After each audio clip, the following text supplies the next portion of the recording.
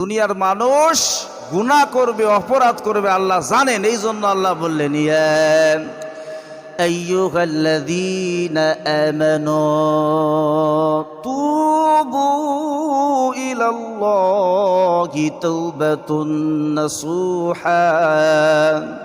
আল্লাহ বললেন, দুনিয়ার ইমানদারেরা রে, তোমরা আল্লাহর কাছে তওবা করো, খাঁটি তওবা। তওবাটা যেন খাঁটি হয়।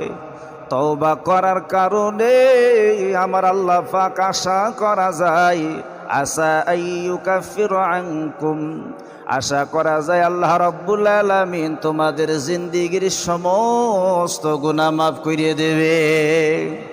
শুধু গুনাহ মাফ নয়, এরপরে আল্লাহ বললেন, ওয়াইদুখুলকুম জান্নাতিন তাজরি মিন তাহতিহাল আনহার।